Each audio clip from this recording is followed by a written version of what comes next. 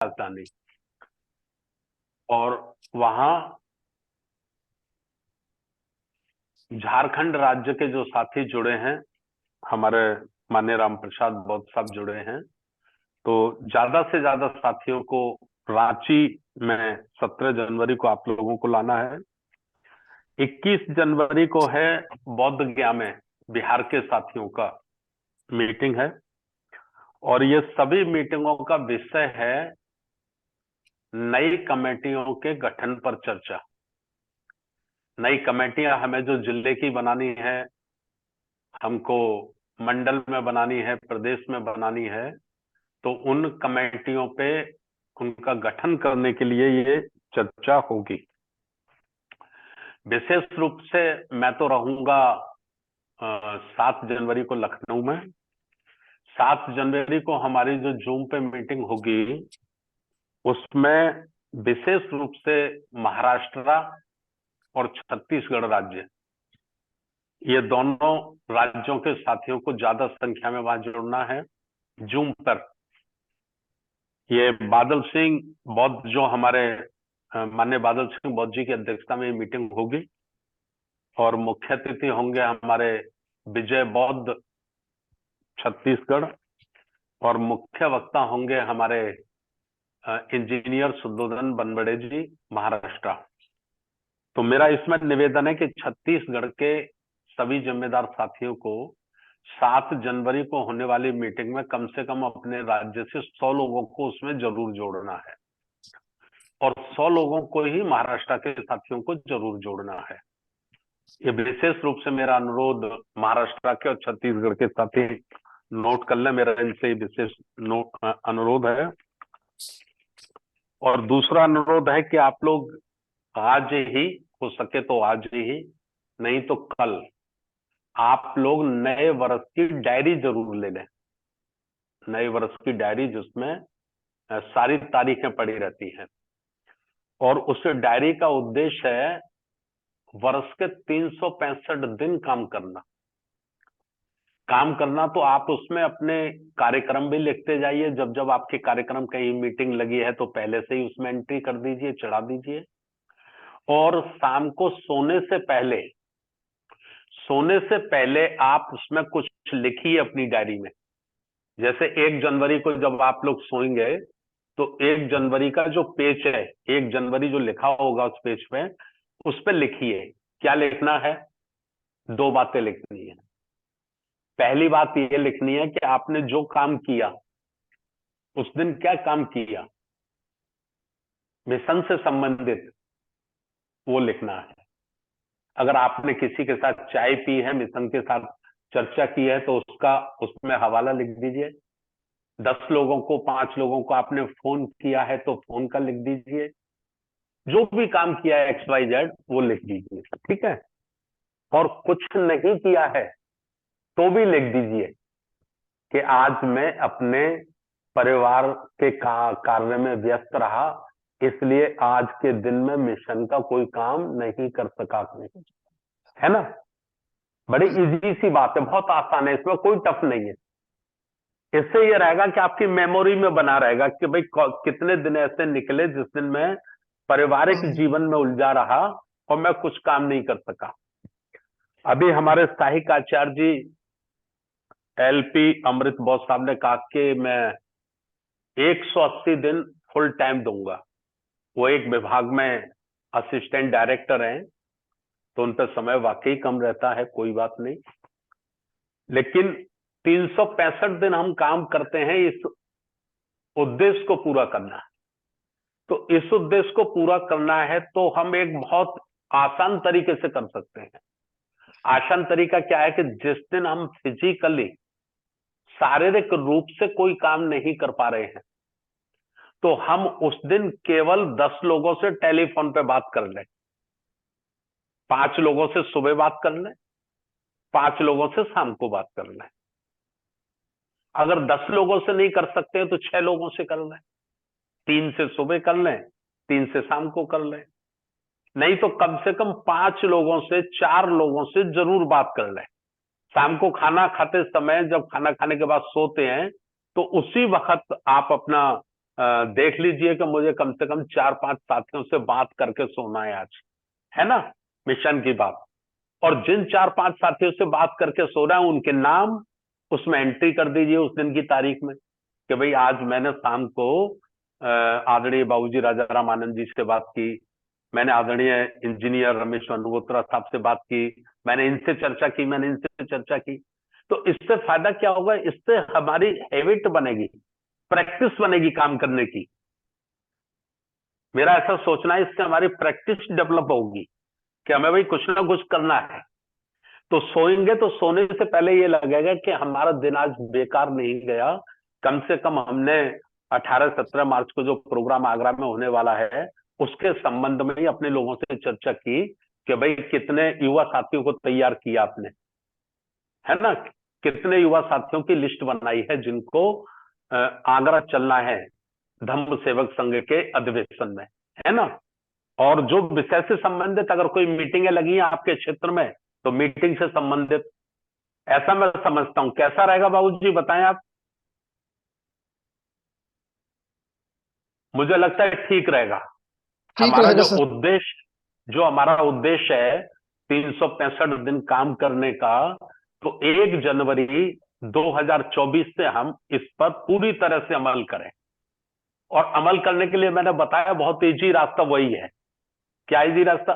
Physical काम किया है तो वो लिख दो, कहीं जाके चाय पिए किसी के यहाँ तो उसका एंट्री कर दो उसमें, और कुछ नहीं किया है तो 2-3-4-5 लोगों से कम टेलीफोन पे जय भीम नमो बुद्धाय तो हो ही सकता है, ये तो सबसे छोटा काम है। तो आपका ठीक। दिन खाली नहीं जाएगा। और अगर ये भी नहीं कर पाए हैं तो फिर उसमें लिख दो कि आज मैं अपने पारिवारिक कार्यों में ही व्यस्त रहा, है ना। परिवार किस कार्य में रहे वो मत लिखो, उसका ब्यौरा मत लिखो कि आप किसी शादी में गए, कि लगन में गए, कि आपकी कोई कोर्ट में तारीख थी, ये सब मत लिखो। अपना लिख दो मैं आज पारिवारिक कार्यों में व्यस्त रहा, बस इतना लिख दो। तो ये मेरा आप लोगों से निवेदन था। और प्रशिक्षण देने के लिए जो एक पैनल तैयार करना है, उस पैनल में हमारे लगभग 40 से ज्यादा सीनियर साथी बैठे हैं, उन्होंने सीखा है, नोट किया है।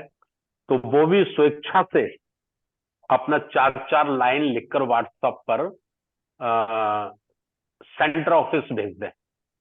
सेंटर ऑफिस भेज दें, जैसे अभी एलपी अमृत साहब ने कहा कि मैं 180 दिन देने के लिए तैयार हूं इस पुण्य कार्य के लिए। तो आप लोग भी अपना लिख दें कि भाई मैं कितने दिन फिजिकली दे सकता हूं, दे सकता हूं। मेरी इच्छा है, मेरी तमन्ना है कि मैं ये प्रशिक्षण लेना चाहता हूं, प्रशिक्षण देना चाहता हूं, और मैं प्रशिक्षण देने का काम शुरू करूंगा। तो उससे क्या होगा, उससे हमें एक पैनल तैयार करने में सुविधा हो जाएगी, सुविधा हो जाएगी। ये फिर किसी के ऊपर जबरिया थोपा हुआ निर्णय नहीं रहेगा। कम से कम ये रहेगा कि आपकी अपनी भी इच्छा है और हमारी इच्छा तमन्ना तो है ही है। तो आपकी भी तमन्ना है तो हमारी तमन्ना और आपकी तमन्ना, दोनों की तमन्ना जब मिल जाएगी तो हम अपने काम को एक बेहतरीन तरीके से कर पाएंगे। ये मेरा आपसे निवेदन है। और एक निवेदन मैं और कर दूं, पैसे में बहुत हाथ टाइट है, बहुत हाथ टाइट है। कुछ टेंट वाले का भी, ये जो शिविर हुआ टेंट वाले का, दूध वाले का, इन सब का भी करीब 22-23-24 हजार रुपये बाकी है, देना है। तो चलिए वो तो चलता रहता है, कोई बात नहीं। जितने भी हमारे सीनियर साथी हैं, नए वर्ष नई साल की शुभकामनाओं के साथ मैं उनसे निवेदन करना चाहता हूं कि 1-1 हजार रुपया, यदि हो सके तो 2-2 हजार रुपया, सभी साथी 1-1 हजार रुपया कम से कम, यदि संभव हो सके तो 2-2 हजार रुपया आप राष्ट्रीय बौद्ध महासभा के अकाउंट में, खाते में डाल दीजिए, जिससे नए वर्ष में स्टाफ को भी तनख्वाह मिल जाएगी और शेष कुछ रह गया है वो भी उधार चुक जाएगा। और मैं समझता हूं ये कोई बड़ा बोझ नहीं है, बड़ा हल्का छोटा सा है। 1 हजार कम से कम जो जिम्मेदार साथी हैं, और 2 हजार दे दे तो उनके लिए विशेष और धन्यवाद। और आज रात के 12 बजे से हम नए वर्ष में प्रवेश करेंगे, इन अपेक्षाओं के साथ, इन आशा उम्मीदों के साथ कि 2024 भारत में बुद्ध धम्म की गति को हम सब मिलजुल कर राजधानी एक्सप्रेस की स्पीड से तेज करेंगे। राजधानी अभी पेंसीजर का चल रहा है, अभी पेंसीजर की स्पीड चल रही है, उस पेंसीजर की स्पीड को हम राजधानी एक्सप्रेस की स्पीड में शुरू करेंगे। और आपको कार्यालय से फोन आएंगे, सबको ये आर्थिक सहयोग करने के लिए, आर्थिक सहयोग करने के लिए फोन आएंगे। फोन का इंतजार मत करना। जितने साथी सुन रहे हैं, करीब कितने साथी सुन रहे हैं इस बात को इस वक्त? 67 साथी सुन रहे हैं। तो 67। 67 साथी तो फोन का इंतजार मत करना। आप तो अपना सहयोग कर ही दीजिए, मेरा निवेदन है, विशेष निवेदन है, ठीक है। बाकी दूसरे साथी जो नहीं जुड़े हैं उनको फोन आएगा कार्यालय से, तो उनको आप लोग भी थोड़ा सा विरीफ कर दीजिए कि नए वर्ष में सबको भाई 1-1 हजार 2-2 हजार रुपए से हमको अपने मूवमेंट को मजबूती देने के लिए, ताकत देने के लिए, तो ये सहयोग करना है, ठीक है। तीसरा एक लाइन और मैं बोल देता हूं। 3 जनवरी माता सावित्रीबाई फुले का जन्मदिन है। हम लोग इसको प्रत्येक वर्ष राष्ट्रीय शिक्षा दिवस के रूप में मनाते हैं। कभी सरकारों पे हमारा नियंत्रण होगा तो निश्चित रूप से हम इसे शिक्षा का राष्ट्रीय दिवस घोषित करेंगे सरकारी रिकॉर्डों में, जिस दिन सत्ता पे हमारा नियंत्रण होगा, है ना, या सत्ता में जाने वाले लोग हमारे प्रभाव में होंगे, तो उन पे हम ये लागू करवाएंगे माता सावित्रीबाई फुले का बलिदान, उनका त्याग, उस ऋण को हम लोग नहीं चुका सकते। तो मैं आपसे निवेदन करना चाहता हूं कि 3 जनवरी को भी आप छोटी छोटी संगोष्ठी या 10-10, 20-20 लोगों में बैठकर माता सावित्रीबाई फुले की जयंती जरूर मनाएं और उस पर आप चर्चा उनके जीवन में करें। ये मेरा आप लोगों से निवेदन था। बहुत बहुत धन्यवाद। नमो बुद्धाय। जय भीम। साधु साधु साधु। बहुत बहुत धन्यवाद सर, आपने हमें अपने विचारों से अवगत करवाया और हमें जो भी मार्गदर्शन दिया, हमें बहुत बहुत आभारी हैं आपके। तो आप प्रोग्राम को हम संपन्न की ओर जा रहे हैं। तो आज के जो हमारे मान्यवर जगदीश प्रसाद बाबू जी बरेली से हैं, वो आभार प्रकट करेंगे और प्रोग्राम का समापन का घोषणा करेंगे। मान्यवर जगदीश प्रसाद बाबू जी। हमारी आवाज मिल रही इंजीनियर साहब? जी सर। नमो बुद्धाय। जय भीम सभी लोगों को। आज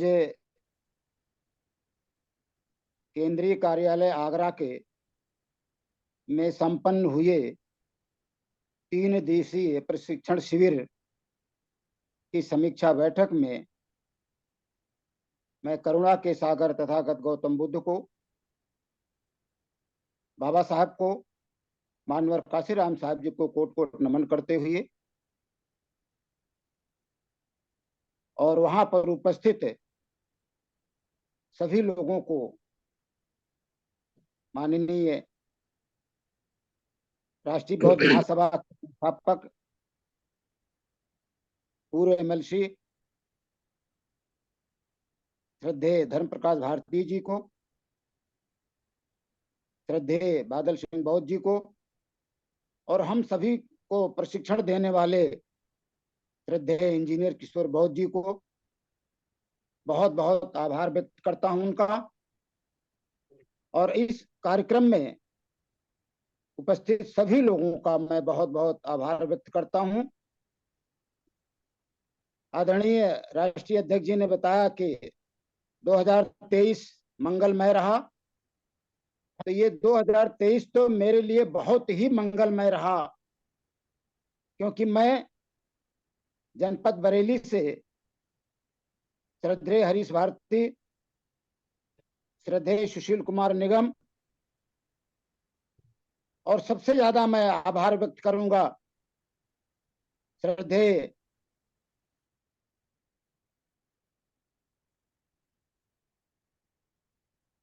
मैं उनको परम पूज्य कहूंगा आदरणीय राजा राम आनंद जी को, जो केंद्रीय कार्यालय आगरा पहुंचे, श्रद्धेय संस्थापक अध्यक्ष जी से मुलाकात करवाई और मैं आज आप लोगों